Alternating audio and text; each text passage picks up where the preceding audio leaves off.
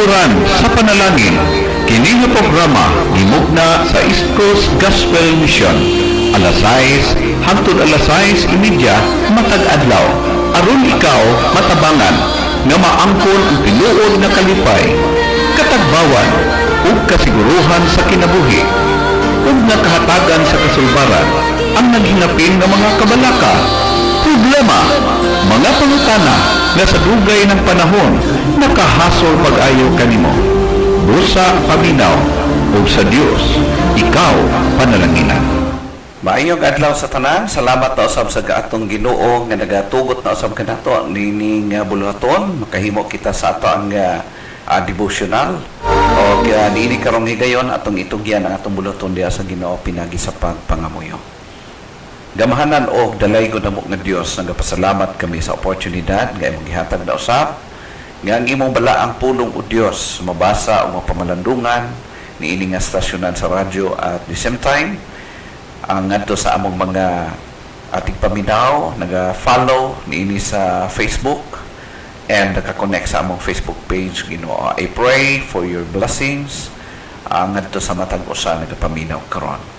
Gamita ang imong pulong, ikaw Ginoo maga-convect sa tanan mga listeners alang sa imong kaniyaan.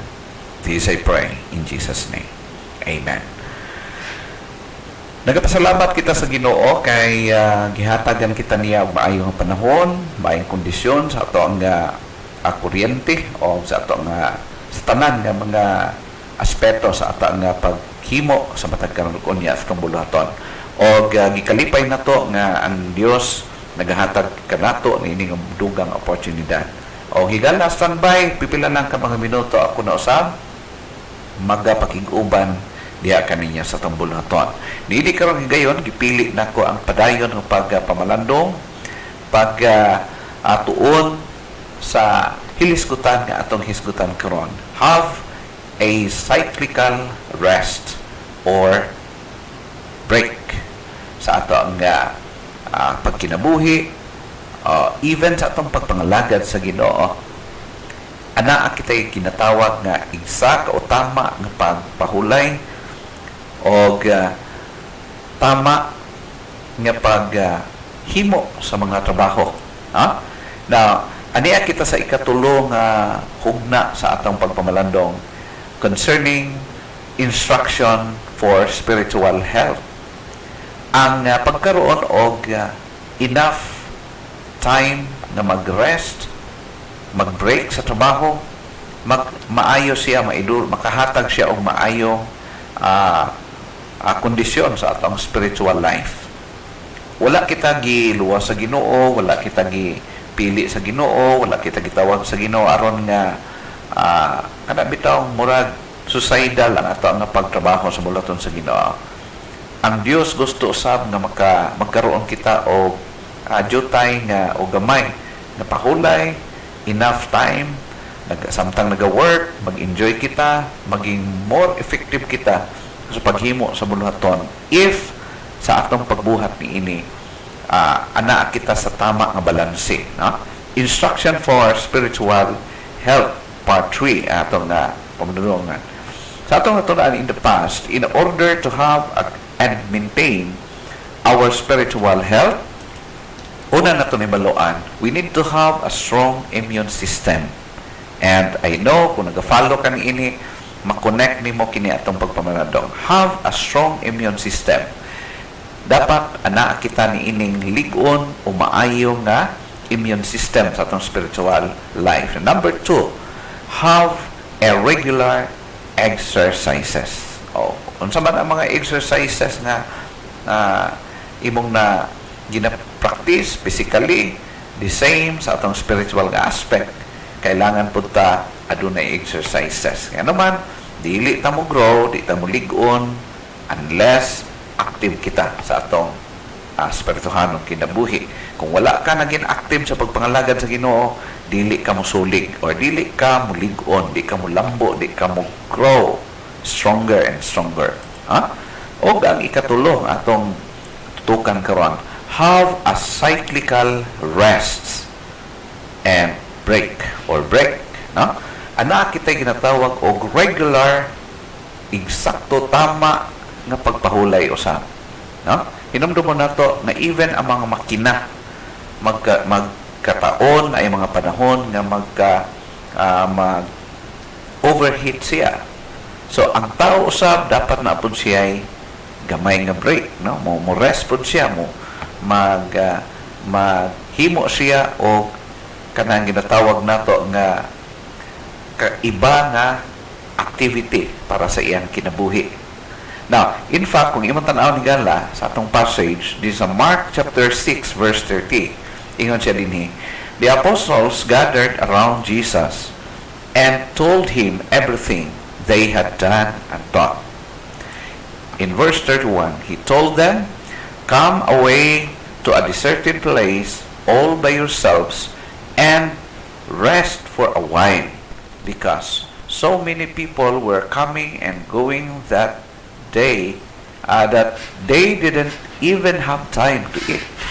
So kung imong tan-aw ni Gala ang background nga nahitabo kini during sa time na apa si Jesus Christ o banuban sa mga disipulo, and so happen nga grabe kadaghan ang ilahang nga mga tao nga gina-accommodate during that time, o even dili lang ni nga day but previously ato makita nga murag halos na sila dili makakaon, di na sila kaginhawa, no? Walay rest, way break.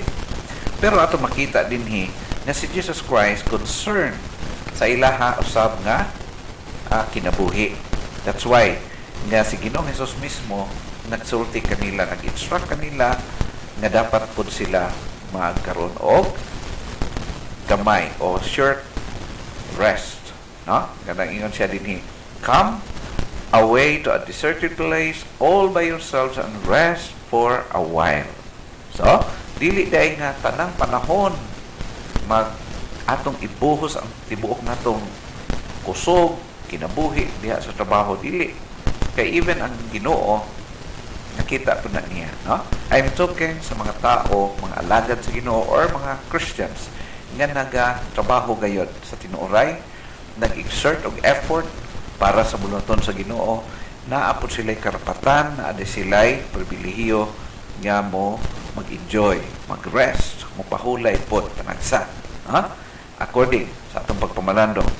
Now, ang question is, why have a cyclical rest and break? No? Ganong kailangan nga nakita kita cyclical rest or time na mag-break kita sa atong work? Because number one, because energies and resources need replenishing. Even, no? Ato makita nga bisang asa nga aspeto sa atong pagkinabuhi or even sa tanan, no? Generally speaking, kailangan usab even ang mga resources, ang atong kusog, kailangan pod nga naay panahon nga mo recover siya, no? After much productive work has been done, we need rejuvenation to continue on. Aron makapadayon, maging maayo ang ato ma-perform sa pagpangalagad or pagbuhat sa bulaton. Kung asa ka gibutang sa Ginoo, even sa imong work, dili na maayo nga wala na kay break. Dili maayo nga di na pug ka mopahulay, no? I'm talking sa mga nagtrabaho gyud, ha. Kay naa man puy usahay nga obvious, abuso gyud, abuse kaayo, nawa na lang pud ang work, sige na lang pug rest, no? Dili na mao ang akong point. Ako is para sa mga nagtrabaho gyud tinuod. After much productive work has been done, we need break, no? Rejuvenation means restoration, renovation, or renewal. We need that. All of us, all human being, nagkinahanglan ini, and God knows it. That's why nag-challenge siya. Even the carpenter must stop and sharpen the saw.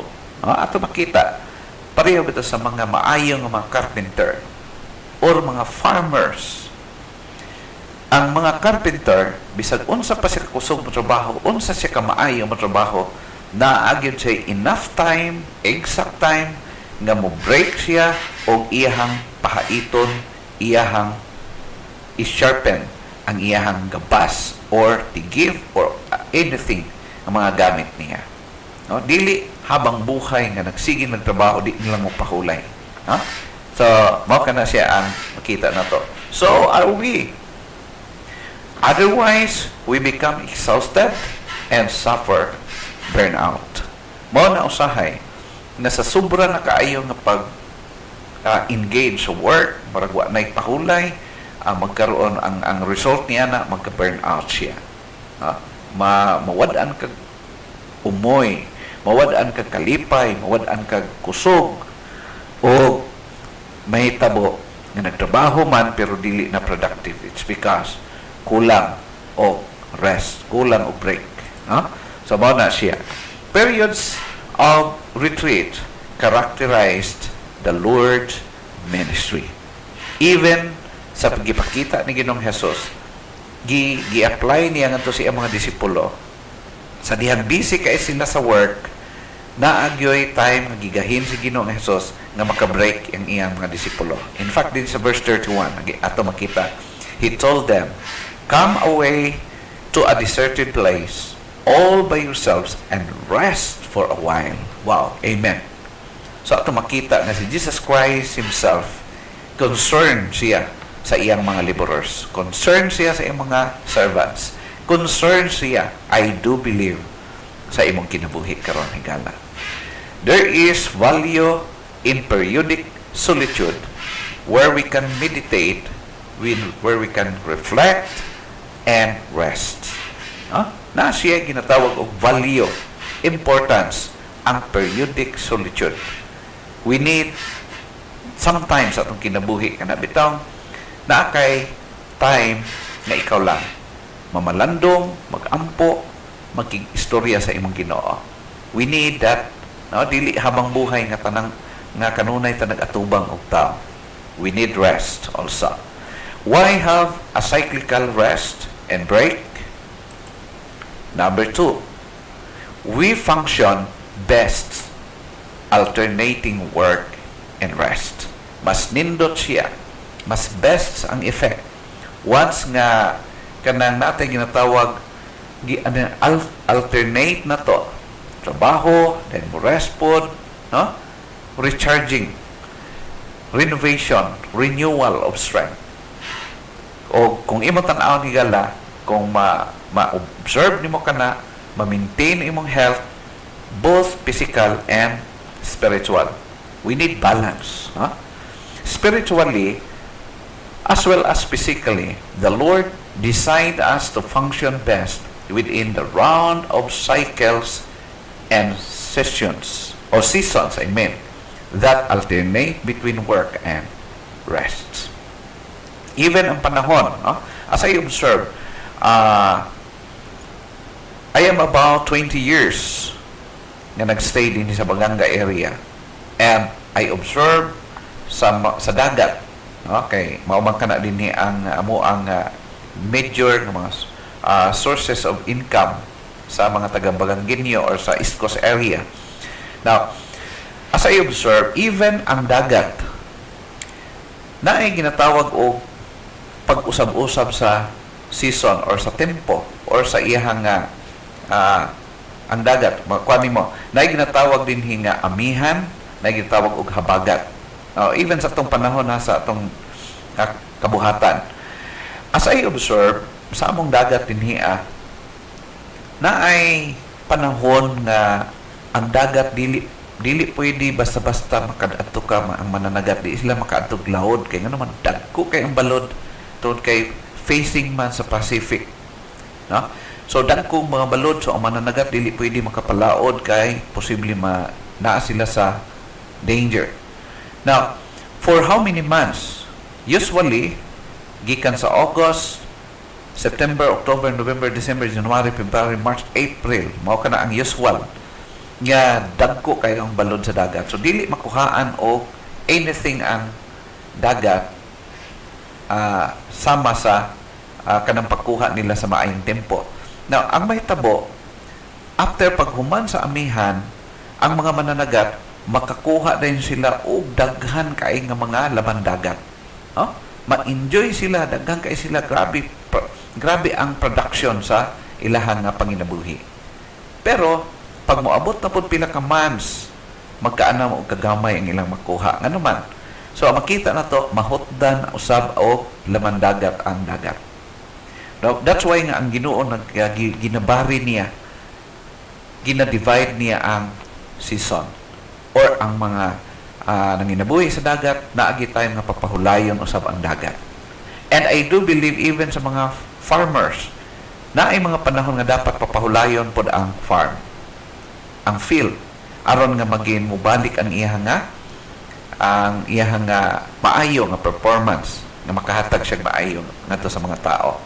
Now, ingon ana igala, the same also sa ato ang physical nga bahin or even sa atong spiritual nga bahin. We need balance, no? So bao kana siya akong na-learn dinhi sa area sa Baganga. Even the Lord himself took time to be alone to pray. Dili sa kanunay panahon nag-work siya. Naapoy panahon na siya break time. And sa iyang nga break time, gigamit niya nga maayo gyud. Nagkikistorya siya siyang father, maghimo siya og break, maghimo siya og trabaho lahi. Different gikan sa iyang naandan. Ato makita sa Mark chapter 1 verse 35. In the morning, while it was still very dark, Jesus got up and went to a deserted place and prayed there. So, ato makita even Jesus himself. Makita na to ang wisdom. Makita na to ang kahalagahan. Ngano nga kailangan na atay ginatawag break or rest. Time alone. Ganoman, para mabalik ang nangawala ng energy, mabalik ang nawala nga kalipay, strength, mabalik siya. No? So, mao ka na siya ito makita, even si Jesus Christ, nagahimo niya na. Nighttime, nga mo-withdraw siya sa iyang presence, gikan sa crowd, aron nga ma-recharge siya. No? Why have a cyclical rest or break? And naman, number 3, because spiritual rest doesn't mean doing nothing. Dili po pasabot nga wala na kay muon. Dili po pasabot nga wala ka na'y i-perform. Ang bot ipasabot, mo break ka sa imuhang routine nga work o muhimo kag another to refresh aron nga ma-revive ka.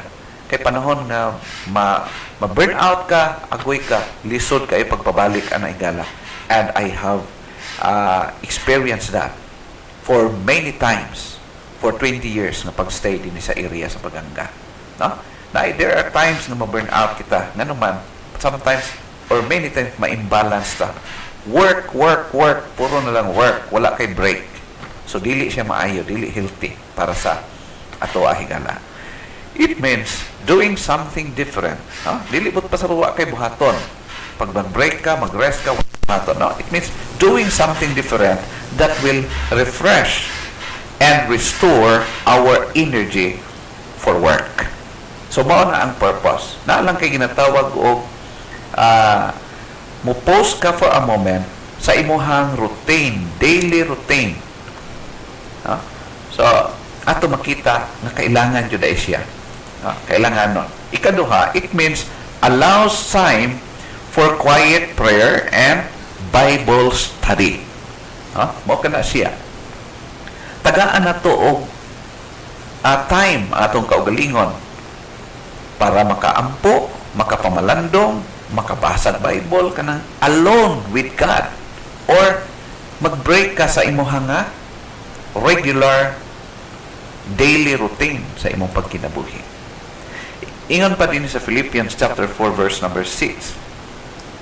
Be careful for nothing, but in everything by prayer and supplication with thanksgiving let your request be made known unto God.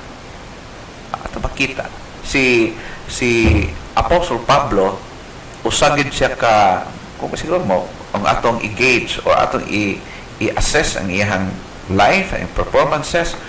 Murag makaingon ta nga si Pablo, gabi ka o kahulik na tao, no? Grabe ang iyang work-oriented jud siya nga pagkaalagad sa Ginoo. Pero ato makita nga mabinantayon siya sa pagkinabuhi. Even naghatag siya advice. Be careful for nothing, but in everything by prayer and supplication with thanksgiving. Let your request be made known unto God. Na siya'y time with His God. Na siya'y break. Na siya'y rest. Na po siya'y ginabalance niya iyang pagkinabuhi. In verse number 7, and the peace of God, which passeth all understanding, shall keep your hearts and minds through Christ Jesus. So, ato makita igala nga dili gusto sa Ginoo nga magkinabuhi kita nga dili balanse. I-enjoy na to ang life, i-enjoy na to ang the way kita nag-serve sa Ginoo, kanang nagakalipay pa ka, wala nawala ang imuhang energy, wala na kurot ang imong kusog, ang imong health, ma-preserve usab. Such a way of releasing anxiety and enjoying the peace of Christ, feeding our minds with things of virtue and good report. Kung imong tan-awon sa verses 8 to verse 9, makita na ito nga sa atong pagkinabuhi, while nag-work kita, tagaan po na itong enough time atong self nga maka-rest, maka-break sa atong daily routine aron dili ta ma-burn out. Then we must have time alone with God and even with our family. Dili day gusto sa Ginoo nga kuan lang yun, puro na lang work. So kay kano man ang work nagapadayon pero kita mahuman. Ang trabaho sa Ginoo di gid na mahuman, baskin pa bisan pag di na kamo pahulay higala. We need rest. We need break. So baka na siya to makita igala. So the challenge for us for today, have a cyclical rest or break sa imong work. Bisan sa imong trabaho, kailangan po ka mag-rest. Sa imong pag-serve as a servant of God, as pastor, evangelist, we need rest. Mo rest po ta. Even Jesus did that. So, ingon ana igala. Salamat sa inyong pagpaminaw, and I hope and I pray nga unta ang pulong sa Ginoo, nag-remind ka nato, nag-challenge ka nato, and then nag-instruct usab ka nato as well. Aron nga sa atong pag-alagad sa Ginoo, makabuhat kita sa pag-alagad sa Ginoo with enjoyment. Mag-enjoy kita with our Master. And at the same time, ma-preserve atong health, ma-preserve ang ato ang momentum, ang production sa atong pagkinabuhi while naghulat kita sa atong Master. Sa iyong pag-abot unya, makitaan pa niya nag-enjoy kita, nagakalipay kita habang nagabuhat sa iyong bulaton. Nga naman, wala ta na burn out sa atong pagkinabuhi. Hinaot higalang nag-bless ka sa pulong sa Ginoo, and once again, daghan salamat jud kaayo sa inyong pagpaminaw. Hinaot pa nga ang atong gamahanan og buhi nga Dios maghatag pa kanato og dugang pa nga oportunidad that we can continue on serving Him hangtod sa mahuman ang atong term sa pagpangalagad sa Ginoo. Dalaygon ng Dios, and God bless us all.